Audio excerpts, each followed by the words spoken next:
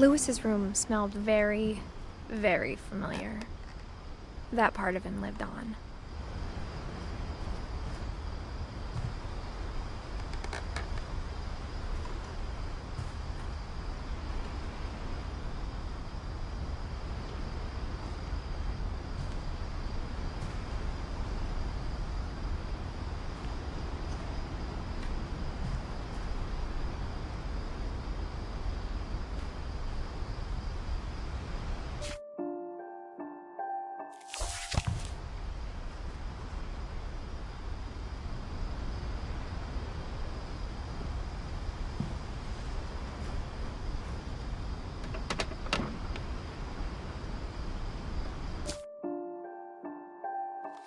Lewis and I spent a lot of time playing games together, but he was surprisingly bad at them. He died a lot.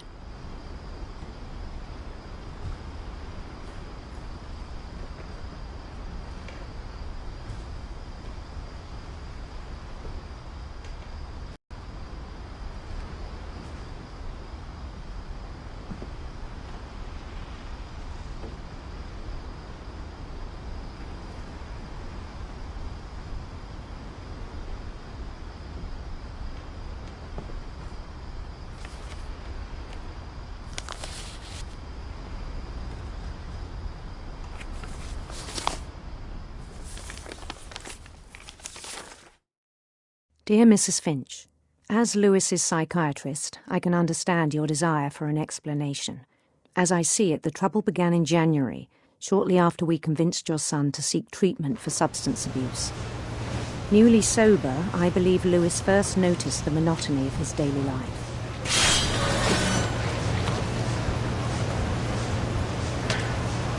He kept working at the kennel.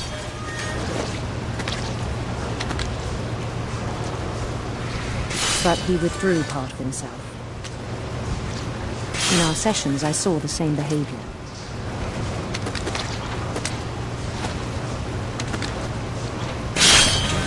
His mind began to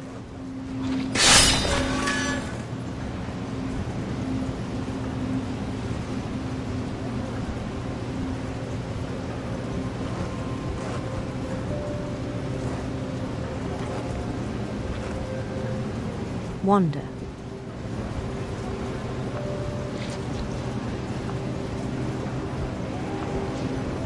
I asked him to describe it. He said he started small, imagining a labyrinth.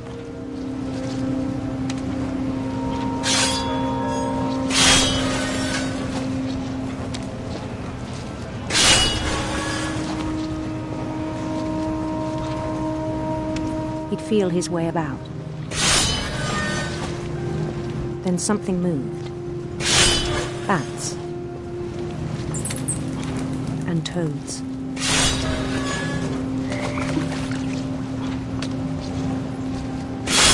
And things that have not names.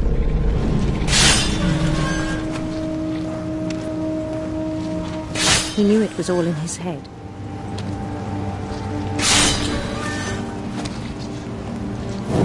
He took it very seriously. I had hoped he'd find himself.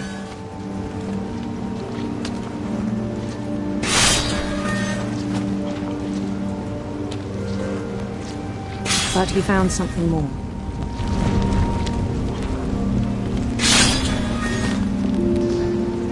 I worried about him then.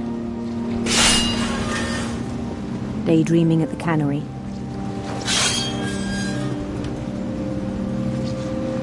I spoke with his boss. But he said Lewis had become a model employee. Methodical, tireless, focused. Like a whole new Lewis. So I let him go on.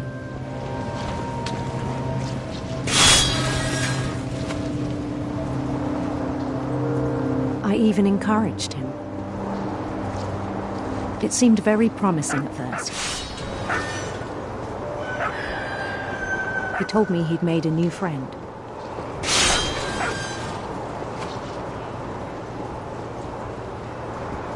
On the edge of a city he named Lewis-topia.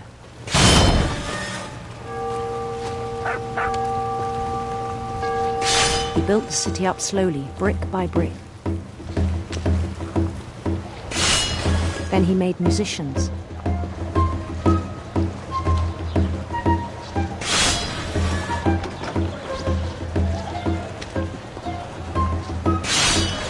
And songs for them to play.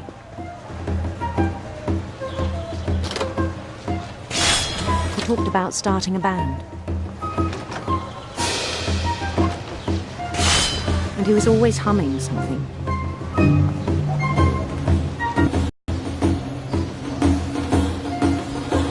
He no longer spoke at the cannery. But his chopping was as reliable as ever.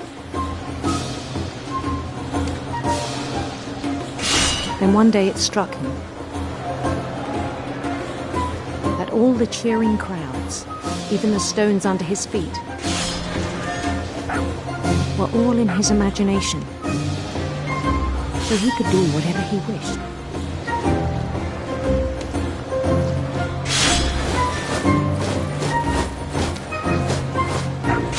He held an election for mayor. And he won. They begged him to stay, but his mind was already wandering. It became a game for him.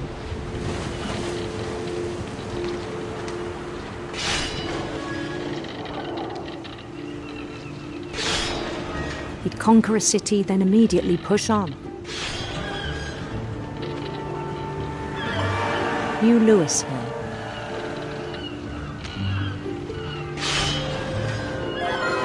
St. Louis. He started drifting away from our reality.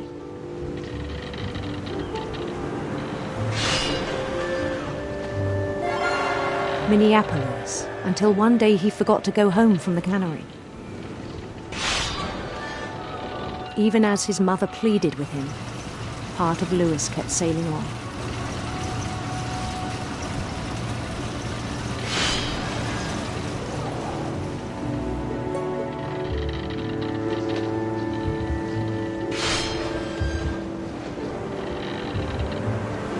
In Louisburg, he heard rumours of a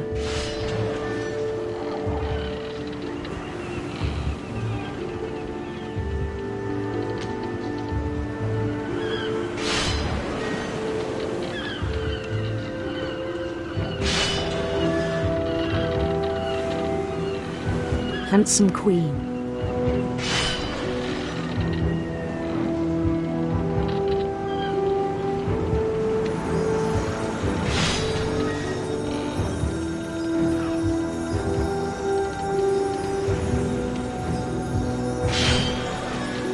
The queen was on her own quest for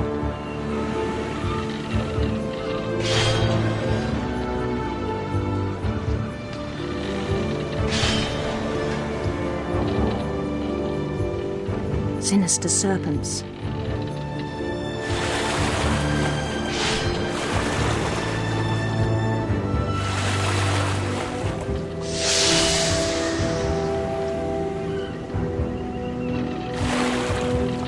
He followed the sound of her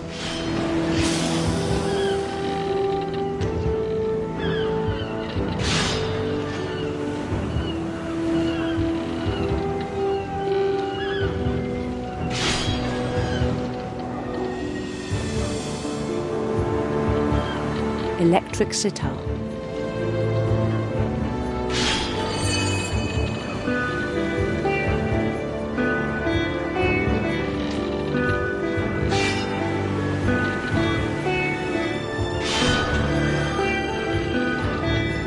His chase led him to a golden palace east of the sun and west of the moon.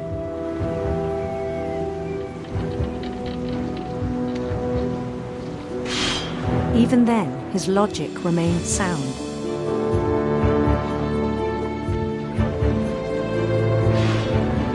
He knew the world was all in his imagination.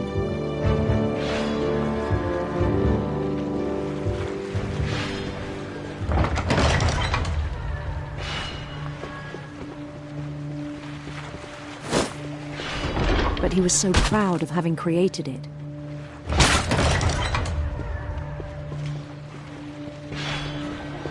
In his own eyes, he'd become something greater than a king.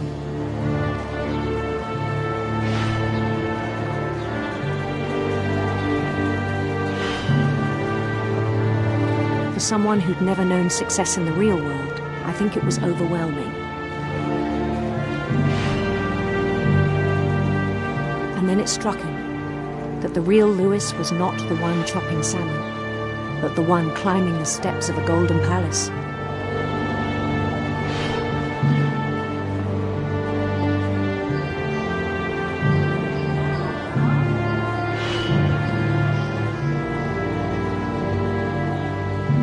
My imagination is as real as my body, he told me. It was hard to argue with him.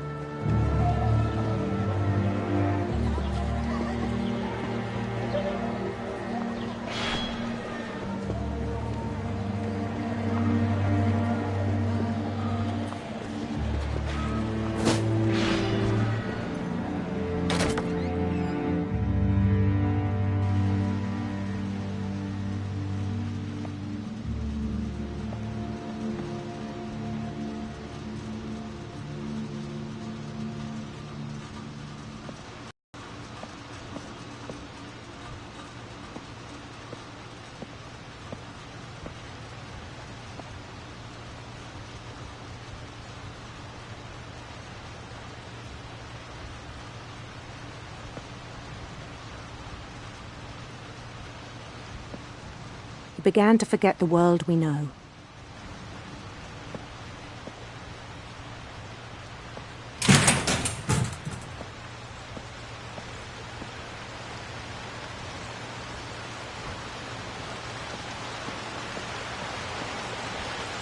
I think it pained him to remember Louis, the cannery worker.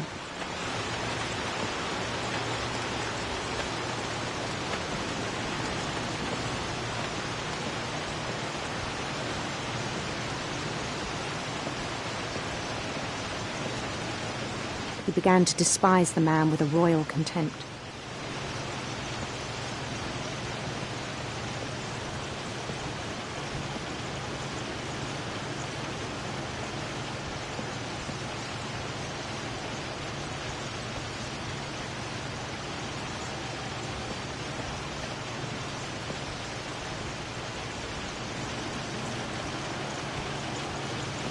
I still thought I could save him.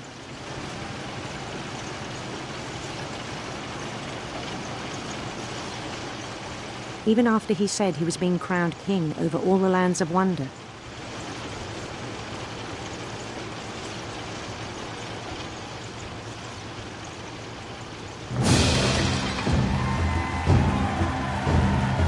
The palace would be packed with his companions.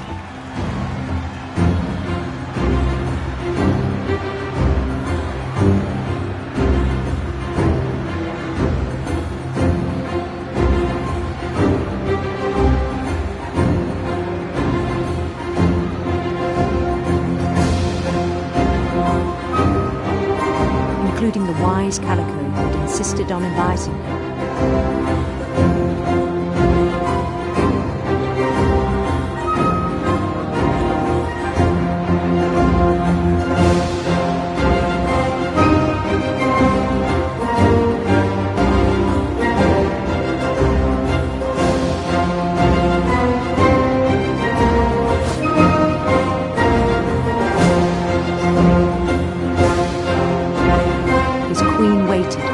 His crown.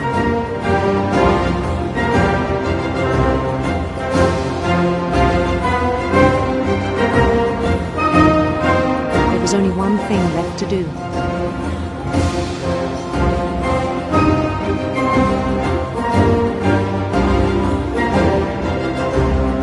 Bend down his head.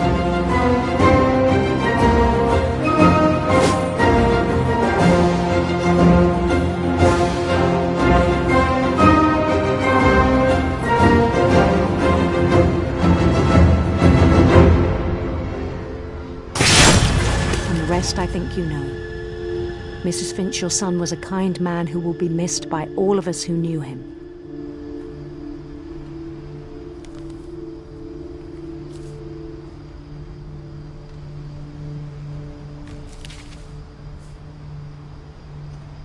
My brother was really cool. I wish you could have met him.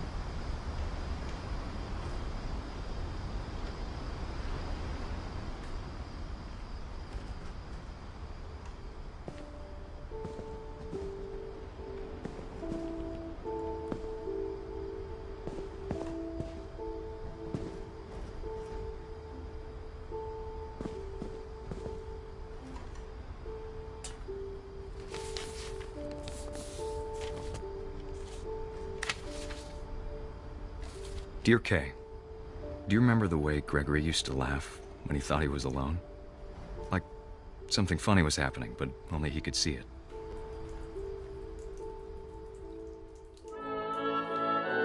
I think he saw things the rest of us don't.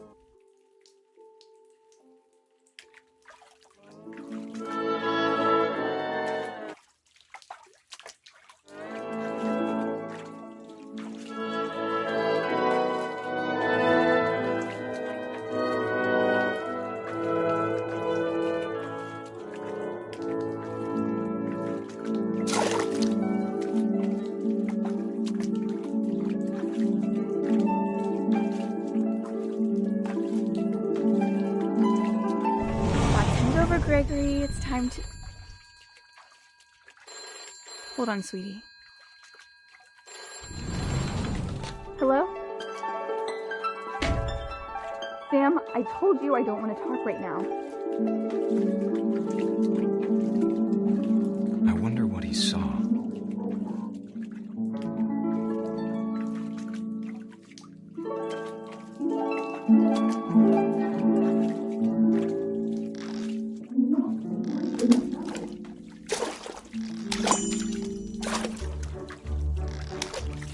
What his world was like.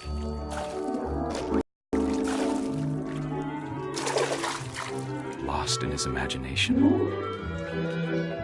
Whatever it was he saw.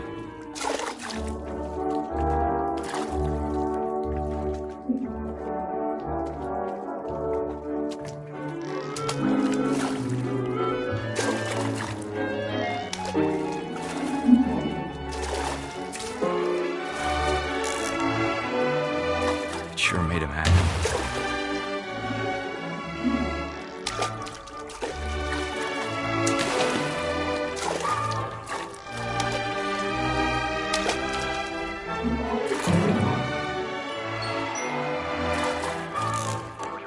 I know how silly it sounds.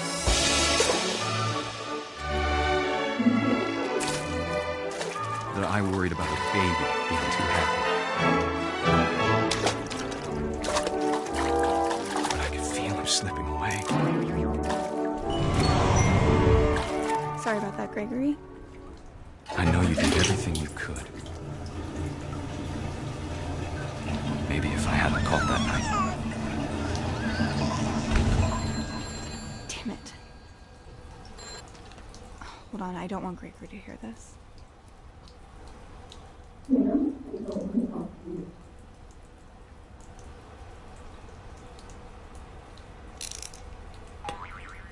I wish you could have told us about the world he saw.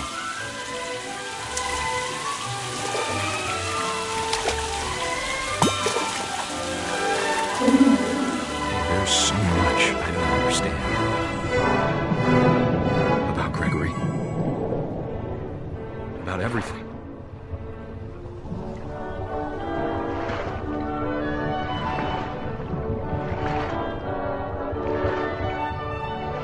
But I know what happened wasn't your fault.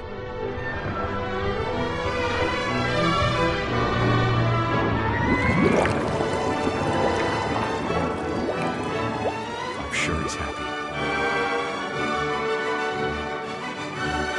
And he'd want you to be happy too. Good luck, Kay. Love, Sam.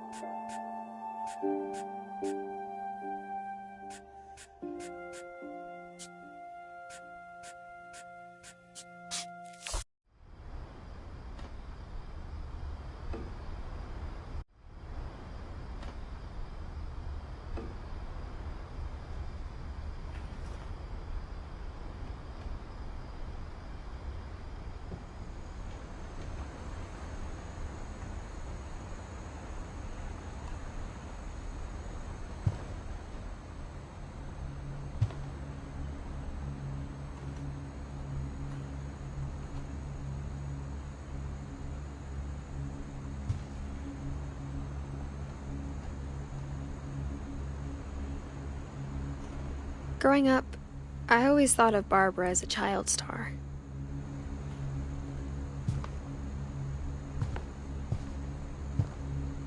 I never thought about how hard it must have been for her afterwards.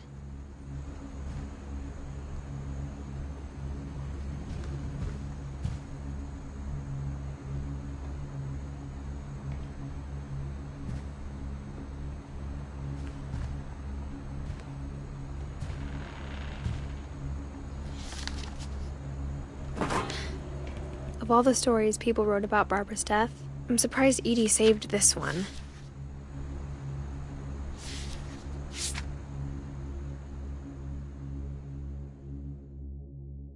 Old Jack here with another ghastly tale inspired by America's most unfortunate family.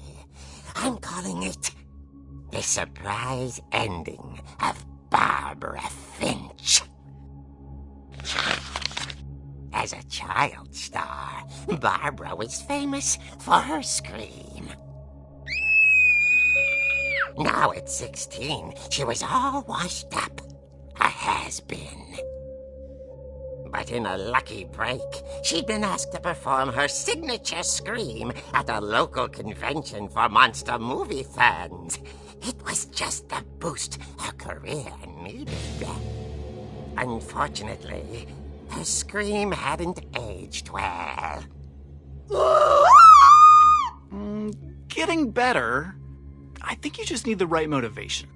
Her biggest fan and current boyfriend, Rick, was about to demonstrate when... Now that was a great scream. It was Barbara's father, Sven. He'd slipped into a table saw and had to be rushed to the emergency room. So Barbara got stuck babysitting her youngest brother, Walter. Her convention comeback was cancelled. Okay, I'm hearing frustration, but I'm not hearing terror. What if I tried... A gang of hoodlums in Halloween masks have been terrorizing Orcas Island tonight. Police are urging residents to... That came from the basement. You're right! Also, I loved your delivery on that. Why is your basement door locked? Because my dad likes making puzzles and secret passages. There's a key hidden in the music box. The secret is to keep winding and winding until finally the key pops out. Thanks, babe. I'll be back in a sec. 20 minutes later, Rick hadn't returned. So Barbara went to look for him, right on cue. She reached for the music box.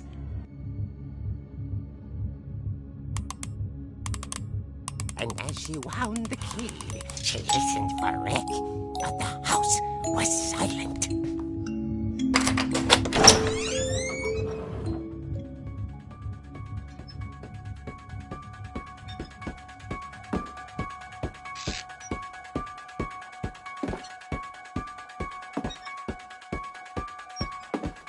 She found Rick's crutch and imagined the worst.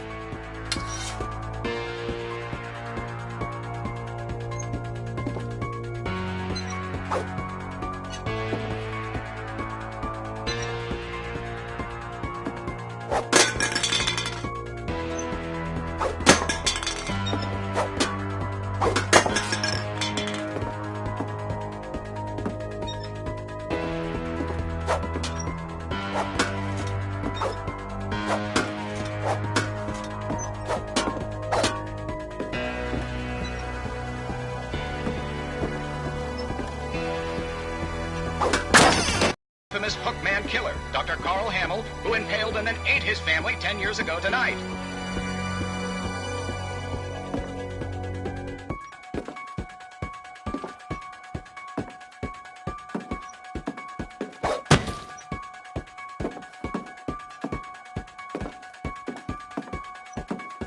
The old fridge rattled and grew still.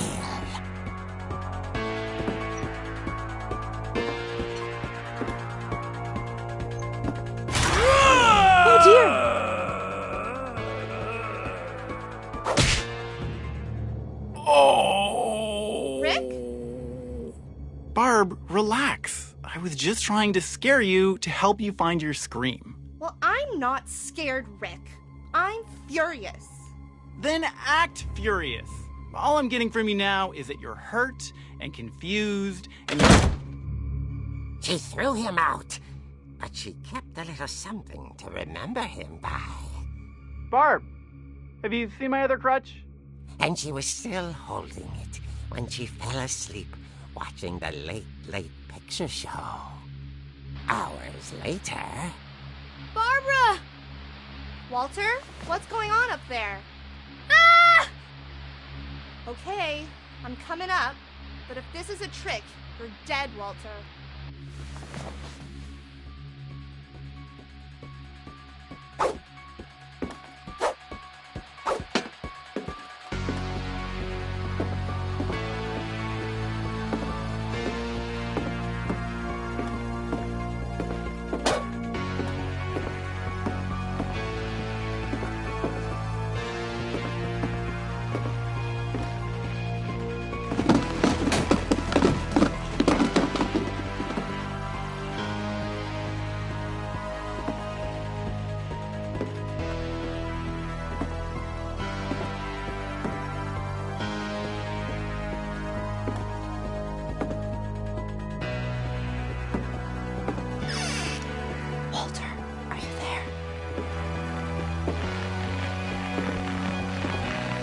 Walter had vanished, but his bedside radio was still on. Orcas Island police describe the man as 6 feet tall, with a steel hook for a hand. Residents are urged to lock all doors and windows and notify the police of any suspicious activity. Barbara turned, saw the hook man, and was speechless. He was quite smashing.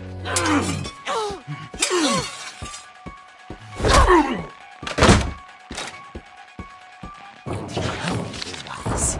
He couldn't get enough of Barbara. Okay, Barbara, there's gotta be another way out of here. That night, she played her part beautifully.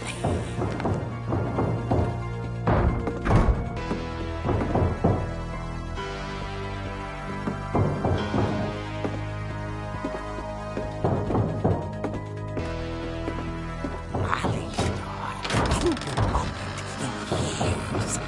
The hinges groaned.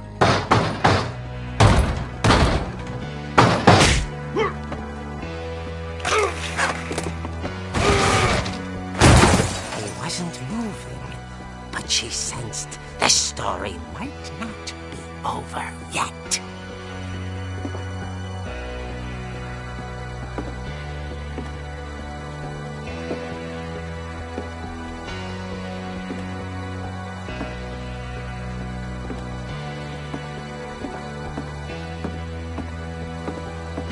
The hookman had vanished. She listened for his breathing, but all she heard was...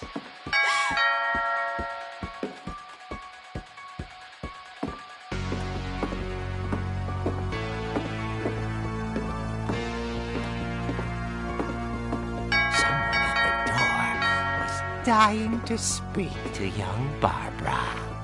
At the door, she heard whispering.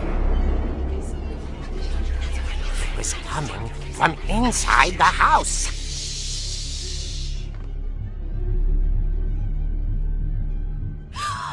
Oh dear. The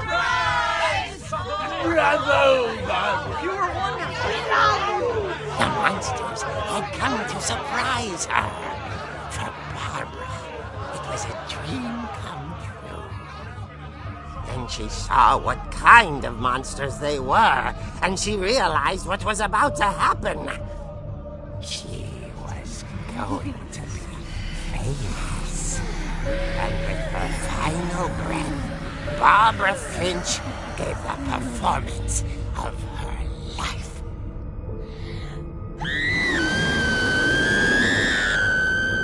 I wasn't there myself, but I hear Barbara was magnificent.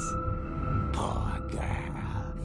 she had a taste for stardom. But unfortunately, so did her fans. Of course, the police blamed it all on poor Rick, who disappeared the same night.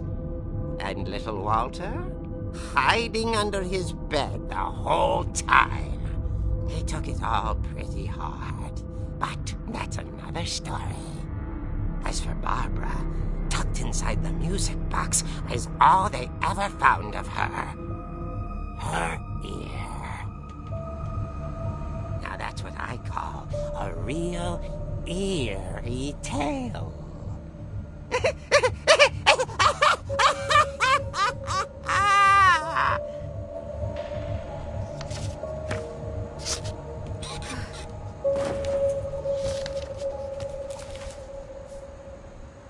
Edie told me all Barbara wanted was to be remembered, as absurd as that comic was. Maybe what Edie saw was a happy ending.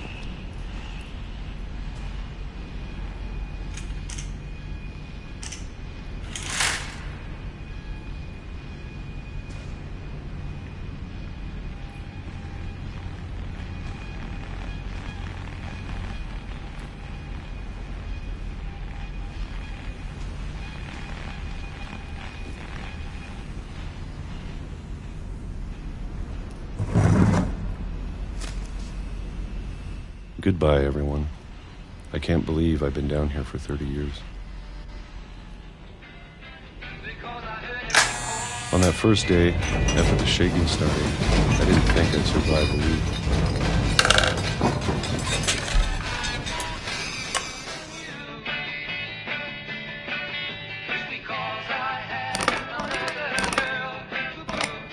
But after a few days, I settled into a routine. That's what kept me sane. Having a schedule, living for today. I always expected to be dead tomorrow. But if you wait long enough, you get used to anything.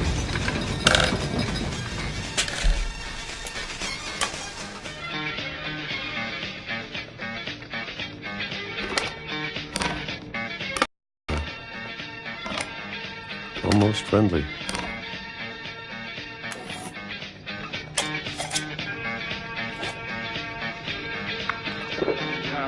And then one day, everything just stopped.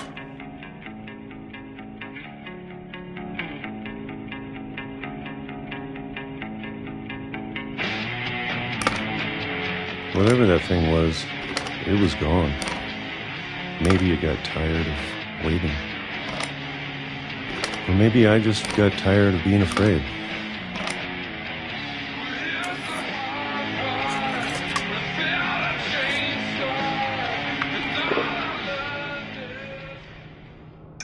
It's been a week now, the longest in 30 years. I'm done waiting. I have to leave while I still can.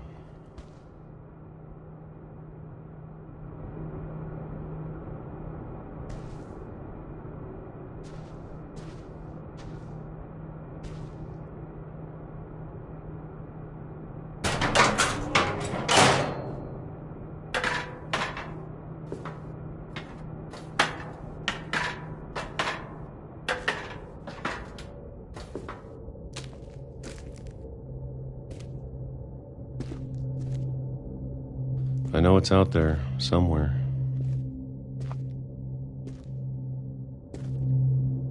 Whatever killed Barbara. And Molly.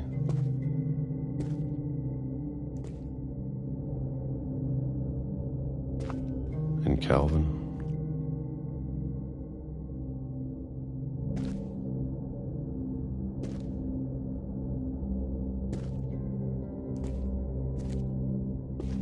Maybe this is all a mistake. But I need to stop living the same day, even if it kills me.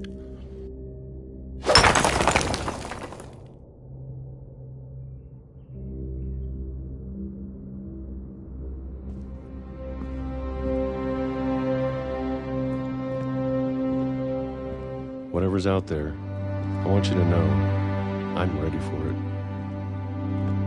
I'm going to appreciate all of it, especially the food. I don't mind if I only have a year left, or a month, or a single week. I'd be happy with one new day.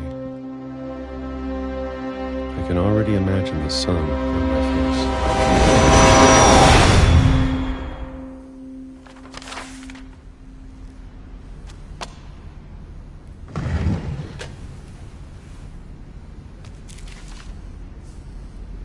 Walter died when I was 6.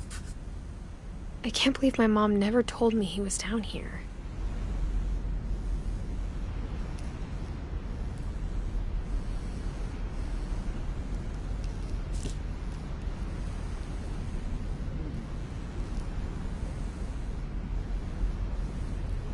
I'm sure my mom was trying to protect me.